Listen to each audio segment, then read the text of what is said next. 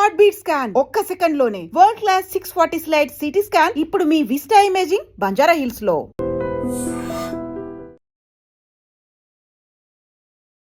అందరికీ నమస్కారం. నేను మీ ఆయుర్వేద డాక్టర్ చిట్టిపొట్ల మధుసూదన శర్మని. మనం ఈ వీడియోలో షుగర్ వ్యాధిని కంట్రోల్లో ఉంచుకునేందుకు చక్కటి గృహ వైద్యం అనేటువంటి ఆసక్తిదాయకమైనటువంటి అంశాన్ని గురించి తెలుసుకోబోతున్నాం. ఈ రోజుల్లో షుగర్ వ్యాధి చాలా కామన్ అయిపోయింది. పూర్వకాలం అయితే షుగర్ ఉన్నటువంటి వాళ్ళు ఎక్కడున్నారని చెప్పేసి వెతకాల్సినటువంటి పరిస్థితి ఏర్పడుతుంటే, ఈ రోజుల్లో షుగర్ లేనటువంటి వాళ్ళు ఎక్కడున్నారని చెప్పేసి వెతకాల్సినటువంటి దుస్థితి ఉండడం చాలా బాధాకరమైనటువంటి విషయం. ఏది ఏమైనప్పటికీ వాతావరణ కాలుష్యం కానివ్వండి, మనం తీసుకునేటువంటి ఆహార పదార్థాల యొక్క ప్రభావం కానివ్వండి, మానసిక ఒత్తిడి కారణం కానివ్వండి, మరి ఇతర ఏ కారణం వల్ల అయినప్పటికీ మరి షుగర్ వ్యాధి చిన్న వయస్సులోనే వచ్చేటువంటి పరిస్థితి మనకు చాలా ఇబ్బందికరమైనటువంటి పరిస్థితి. ఈ షుగర్ వ్యాధి వచ్చిన తర్వాత మరి కొంతమందికి ఎన్ని రకాలైనటువంటి మందులు వాడినప్పటికీ కంట్రోల్ కాదు. సో దానివల్ల భవిష్యత్తులో అనేక రకాల ఉపద్రవాలు కలిగేటువంటి పరిస్థితి కూడా ఏర్పడుతూ ఉంటుందన్నమాట. అంటే వాళ్లకు అవగాహన లోపం చేత, తెలియక వాళ్ళు ఆ నియమాలు సరిగ్గా పాటించలేకపోవడం చేత కానీ, లేకపోతే ఇతర అనేక రకాల కారణాల చేత కానీ షుగర్ వ్యాధి నియంత్రణలో ఉండదన్నమాట. మరి దీర్ఘకాలికంగా షుగర్ వ్యాధి నియంత్రణలో ఉండకపోవడం చేత కొన్ని రకాలైన సమస్యలు కలుగుతాయి. ఒకవేళ షుగర్ వ్యాధి నియంత్రణలో ఉన్నప్పటికీ కొంతమందిలో ఆ షుగర్ వ్యాధి అప్ అండ్ డౌన్ కొద్ది గొప్ప కలుగుతుండేటువంటి పరిస్థితి ఏర్పడుతుంది. కాబట్టి దాని యొక్క ప్రభావం చేత కూడా దేహంలో కొన్ని రకాలైన అనారోగ్య సమస్యలు, రుగ్మతలు చోటు చేసుకునేటువంటి పరిస్థితి ఏర్పడుతుంది. ఈ షుగర్ వ్యాధి నియంత్రణలో ఉంచుకునేందుకు చక్కటి ఔషధాన్ని మనం ఇప్పుడు తెలుసుకోబోతున్నాం. ఆ ఔషధ తయారీకి కావాల్సినటువంటి పదార్థాలు 4. మొట్టమొదటిది పొడపత్రి చూర్ణం. నిదానంగా రాసుకోండి. పొడపత్రి చూర్ణం, దీన్నే మధునాశిని అనేటువంటి పేరుతో సంస్కృతంలో పిలుస్తూ ఉంటారనమాట. మధునాశిని, మధు అంటే తీపు, నాశిని అంటే నశింపజేసేది. అంటే తీపు తత్వాన్ని, తీపుని నశింపజేసేటువంటి గుణం ఇందులో ఉండడం చేత దీనికి మధునాశిని అనేటువంటి పేరు పెట్టడం జరిగింది. పొడపత్రి, దీన్నే మధునాశిని చూర్ణం అనేటువంటి పేరుతో మనకు మార్కెట్లో దొరుకుతుంది.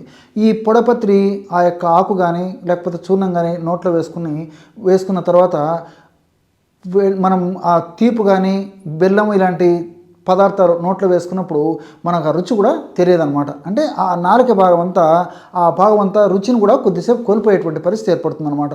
కాబట్టి అంత అద్భుతమైనటువంటి ఔషధ శక్తి ఈ యొక్క పొడపత్రిలో ఉంది. ఈ పొడపత్రిలో జిమ్నిమిక్ యాసిడ్ ఇలాంటి అనేక రకాలైన రసాయన పదార్థాలు, శాపనిన్స్ ఇలాంటి అనేక రకాల రసాయన పదార్థాలు కూడా ఉన్నాయి. ఈ యొక్క జిమ్నిమిక్ యాసిడ్ అనేటువంటి రసాయన పదార్థం గుణం ఏంటంటే ప్రేవుల్లో గ్లూకోజు త్వరగా అబ్జార్బ్ కాకుండా కంట్రోల్ చేస్తుంది. అంతేకాకుండా పిండి పదార్థాలు కూడా త్వరగా గ్లూకోజ్ కింద మారకుండా కూడా పరోక్షంగా ఈ యొక్క జిమ్నిమిక్ యాసిడ్ ఉపయోగపడుతుంది.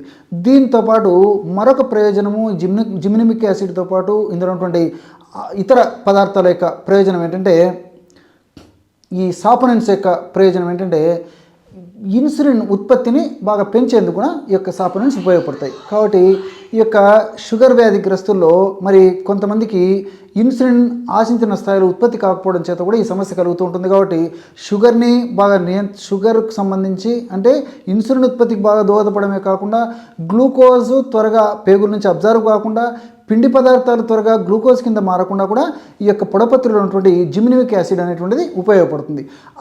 అట్లే రెండవ పదార్థంగా ఈ పొడపత్రి చూర్ణాన్ని ఒక 50 గ్రాములు తీసుకోండి. అట్లే రెండవ పదార్థంగా కాకరకాయల యొక్క చూర్ణం. కాకరకాయలు సంవత్సరం అంతా మనకు మార్కెట్లో దొరుకుతాయి. తెచ్చుకొనేసేసి బాగా కడిగేసి శుభ్రం చేసేసి చిన్న చిన్న ముక్కలుగా తరిగేసి బాగా బాగా ఎండిపోయినటువంటి ఆ యొక్క కాకరకాయ చిప్స్ని దంచి కానీ లేకపోతే మిక్సీలో వేసి కానీ మెత్తగా చూర్ణంలాగా తయారు చేసుకొని ఆ యొక్క చూర్ణాన్ని కూడా ఒక 50 గ్రాములు తీసుకోండి. ఈ కాకరకాయలు ఉన్నటువంటి విసిసిన్ అనేటువంటి ఒక రసాయన పదార్థము, అదేవిధంగా ఇన్సులిన్ లైక్ పెప్టైడ్ అనేటువంటి రసాయన పదార్థము, ఇలాంటివన్నీ కూడా ప్రత్యక్షంగా పరోక్షంగా ఇన్సులిన్ సిక్రేషన్ బాగా చేసేందుకు ఉపయోగపడమే కాకుండా ఇన్సులిన్ సెన్సిటివిటీ అంటే ఉన్నటువంటి ఇన్సులిన్ కూడా సమర్థవంతంగా పనిచేసేందుకు కూడా ఈ కాకరకాయలు ఉన్నటువంటి ఈ యొక్క రసాయన చారంటిన్ ఇలాంటి అనేక రకాల రసాయన పదార్థాలు ఉపయోగపడతాయి. అంతేకాకుండా HbA1c అనేటువంటి ఈ యొక్క రీడింగ్ ఏదైతే ఉందో, అంటే 3 నెలలకు సగటు చేసేటువంటి పరీక్ష HbA1c అని చెప్పేసి పరీక్ష చేస్తుంటారు కదా, ఆ HbA1c పెరగకుండా ఈ యొక్క కాకరకాయ ఉపయోగపడుతుంది.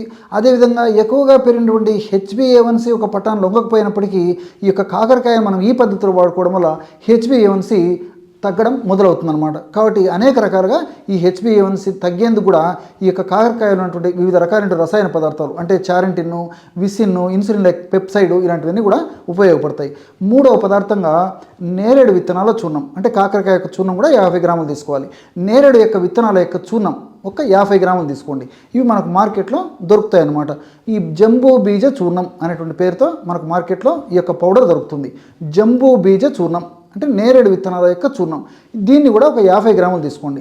ఈ నేరేడు విత్తనాల చూర్ణాన్ని ఇందులో కలపడం వల్ల దీని యొక్క గుణం ఏంటంటే నేరేడు విత్తనాల్లో ఉన్నటువంటి రసాయన పదార్థాలు అంటే లిటియోలిన్, యాంథోసైనిన్స్ ఇలాంటి రసాయన పదార్థాలు కూడా ఈ షుగర్ వ్యాధిని చాలా చక్కగా నియంత్రించకు ఉపయోగపడతాయి. ఎలాగంటే ఈ లిటియోలిన్ అనేటువంటి రసాయన పదార్థం అనేటువంటి నేరేడుని మనం ఉపయోగించడం వల్ల మనం తీసుకునేటువంటి ఆహార పదార్థాలు ఉన్నటువంటి కార్బోహైడ్రేట్స్ని త్వరగా జీర్ణం కాకుండా ఉండేందుకు ఇవి ఉపయోగపడతాయి. ఎలాగంటే మనకి కార్బోహైడ్రేట్స్ జీర్ణం కావాలంటే అమైలేజ్ అనేటువంటి ఎంజైమ్ బాగా ఉత్పత్తి కావాలన్నమాట.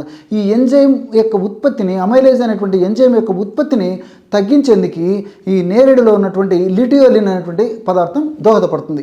కాబట్టి ఎప్పుడైతే లిటియోలిన్ అనేటువంటి పదార్థం ఉన్నటువంటి ఈ నేరేడుని ఈ పద్ధతిలో ఉపయోగించడం వల్ల అది మన జీర్ణ వ్యవస్థలో అంటే ప్రేవుల్లో ఈ అమైలేజ్ అనేటువంటి ఎంజైమ్ యొక్క ఉత్పత్తిని తగ్గించడం వల్ల కార్బోహైడ్రేట్ జీర్ణం కాకుండా బయటకు విసర్జింపబడతాయి. కాబట్టి షుగర్ బాగా కంట్రోల్లో ఉండేందుకు, షుగర్ మరీ పెరగకుండా ఉండేందుకు కూడా చాలా చక్కగా ఉపయోగపడుతుంది అనమాట. అదేవిధంగా ఈ యాంథోసైనిన్స్ అనేటువంటి రసాయన పదార్థం గుణం ఏంటంటే ఈ ప్రేవుల్లో ఇంక్రెటిన్స్ అనేటువంటి రసాయన పదార్థాలను బాగా ఉత్పత్తి ఎక్కువ చేస్తాయి. ఇంక్రెటిన్స్ అనేటువంటి రసాయన పదార్థాలు ప్రేగుల్లో బాగా ఉత్పత్తి అయినప్పుడు ఆ యొక్క ప్రభావం చేత ప్యాంక్రియాస్ను అవి ప్రేరేపింపజేసి ఇన్సులిన్ బాగా ఉత్పత్తి అయ్యేందుకు ఈ యొక్క యాంథోసైనిన్స్ ఉపయోగపడతాయి. ఈ విధంగా ఈ యొక్క నేరేడు విత్తనాలు ఈ విధంగా ఉపయోగపడతాయి. అదేవిధంగా మెంతులు, నేరేడు విత్తనాల చూర్ణం కూడా ఒక 50 గ్రాములు తీసుకోవాలి. చివరగా మెంతులను కాస్త వేయించేసేసి చూర్ణంలాగా తయారు చేసుకుని మెంతుల చూర్ణాన్ని ఒక 50 గ్రాములు తీసుకోవాలి. ఈ యొక్క మెంతుల్లో కూడా సాపోనిన్స్, అదేవిధంగా ఆల్కలాయిడ్స్ ఇలాంటి అనేక రకాల రసాయన పదార్థాలు కూడా ప్రత్యక్షంగా పరోక్షంగా ఈ షుగర్ వ్యాధిని నియంత్రణలో ఉంచడం చాలా చక్కగా ఉపయోగపడతాయి. ముఖ్యంగా ఇందులో ఉన్నటువంటి అనేక రకాల రసాయన పదార్థాలు కార్బోహైడ్రేట్స్ పిండి పదార్థాలు త్వరగా జీర్ణం కాకుండా ఉండేందుకు, అదేవిధంగా ఇన్సులిన్ సెన్సిటివిటీని బాగా పెంచేందుకు, ఇన్సులిన్ రెసిస్టెన్స్ని బాగా తగ్గించేందుకు, అదేవిధంగా జీవక్రియను వేగవంతం చేసేందుకు ఇలా వివిధ రకాలుగా ఈ యొక్క మెంతులు కూడా ఉపయోగపడతాయి. కాబట్టి ఈ మెంతుల చూర్ణాన్ని కూడా 50 గ్రాములు తీసుకోవాలి. ఈ 4 పదార్థాలు బాగా కలిపేసి ఒక గాజు సీసాలో నిల్వ ఉంచుకొని రోజు ఉదయం ఆహారానికి ఒక 10 నిమిషాల ముందు, రాత్రి ఆహారానికి ఒక 10 నిమిషాల ముందు ఒక 50 ml నీళ్ళల్లో ఒక 1/2 టీ స్పూన్ యొక్క పౌడర్ కలిపేసి తీసుకోవాలి. ఇంతే. ఈ విధంగా రెగ్యులర్గా తీసుకోవడం వల్ల మరి క్రమక్రమంగా షుగర్ వ్యాధి నియంత్రణలో ఉండడమే కాకుండా షుగర్ వ్యాధి వల్ల వచ్చేటువంటి ఉపద్రవాలు త్వరగా తగ్గుతాయి. భవిష్యత్తులో అనేక రకాలైనటువంటి షుగర్ వ్యాధి వల్ల వచ్చేటువంటి ఉపద్రవాలు రాకుండా కూడా ఇందులో ఉన్నటువంటి ఔషధాలు సదా కాపాడుతూ సదా రక్షిస్తూ ఉండేటువంటి పరిస్థితి ఏర్పడుతుంది.